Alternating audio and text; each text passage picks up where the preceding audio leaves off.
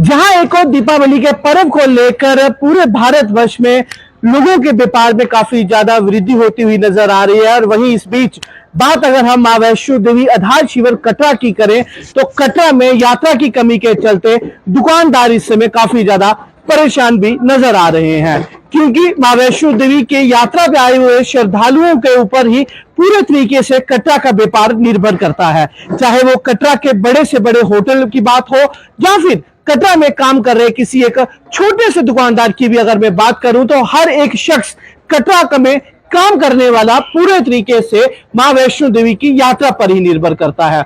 इस समय की बात करूं तो तकरीबन 7 से 8 हजार श्रद्धालु मां वैष्णो देवी की हाजिरी लगाने के लिए कटरा में पहुंच रहे हैं, जिसके बाद वे श्रद्धालु मां वैष्णो देवी के दर्शन के लिए जा रहे हैं। इसी बीच बात करें तो ज्यादातर रेलगाड़ियां भी इस समय आधार शिविर कटरा तक पहुंचने वाली रद्द हैं, जिसके चलते भी एक बड़ा कारण माना जा सकता है मां वैष्णो देवी की यात्रा में कमी को लेकर। जब हमारी दुकानदारों से बात हुई तो उन्होंने भी यही कहा कि जब जल्द ही रेल गाड़ियां जो हैं वो एक बार फिर से चल पड़ेंगी, सभी बसेस जो कटरा तक आती थी वो अपने टाइम से जब कटरा आना शुरू हो जाएंगी तो एक बार फिर व्यापार में कहीं ना कहीं थोड़ी बहुत वृद्धि होती हुई नजर आ सकती है। पर दिवाली तक का इंतजार अभी भी कहीं ना कहीं लोगों को अपने व्यापार को चलाने को लेकर करना पड़ सकता है। इससे पहले अगर मैं बात करूं तो हादसे के बाद लगातार 22 दिन तक यात्रा स्थगित रही थी, वो एक बड़ा कारण था। मां वैष्णो देवी की यात्रा स्थगित होने के चलते जो लोगों का व्यापार था वो पूरे तरीके से बंद पड़ा है। इसके बाद जब यात्रा शुरू हुई थी तो पिछले दिनों की बात करूं तो 5, 6 और 7 इन 3 दिन के लिए जब यात्रा को स्थगित किया गया, उसके बाद अभी तक दुकानदार पूरे तरीके से व्यापार करने में संतुष्ट नहीं हो पा रहे हैं, क्योंकि दुकानदारों का कहना है कि जब तक यात्रा पूरे अच्छे तरीके से नहीं कटरा में पहुंचेंगे, श्रद्धालु नहीं पहुंचेंगे, तब तक व्यापार करने में इसी तरीके से परेशानियों का सामना करना पड़ सकता है। पर वहीं कुछ दुकानदारों का यह भी कहना था कि व्यापार ना होने के चलते कहीं ना कहीं सरकार को थोड़ी बहुत कंपोजिशन जरूर इन दुकानदारों को देनी चाहिए।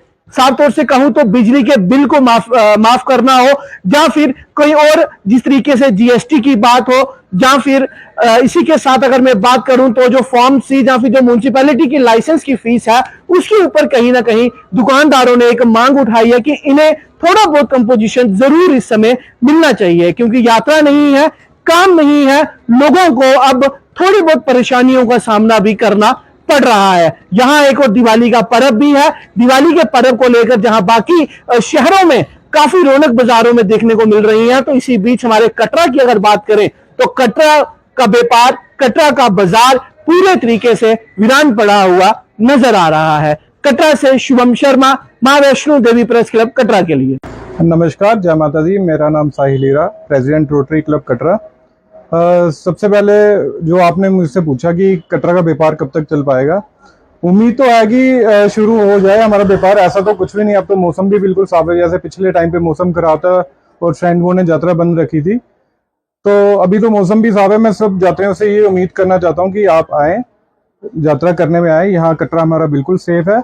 और व्यापार की बात रहे, व्यापार हम यही उम्मीद करते हैं दीपावली के बाद हमारे व्यापार अच्छे से चल पड़े और ये दिवाली सबके लिए अच्छे से आए, खुशहाली लेकर आए।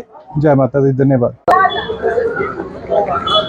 और सब माता रानी के ऊपर ही भरोसा है, कुछ शॉर्ट ही नहीं है। जिस हिसाब से इस साल पूरा साल ही वेस्ट हो गया है, तो लगता है कि अगर थोड़ा बहुत कुछ हलचल होगी यात्रा की तो दिवाली के बाद। ना ट्रेनें बिल्कुल बंद हैं, 2-3 ट्रेनें सिर्फ आ रही है। उसके बाद जो लॉन्ग रूट बसेस हैं, जो इंटरस्टेट बसेस है, वो भी नहीं आ रही है। सब हरियाणा रोडवेज की बसें जाती हैं या पंजाब की आती हैं, वो सुबह उम्मीद अब दिसंबर में ही है। अगर 15-20 दिसंबर के बाद क्रिसमस हॉलीडे जब होती है ना, तब का ही रखो, नहीं तो ये साल बर्बाद ही हो गया। उम्मीद नहीं है।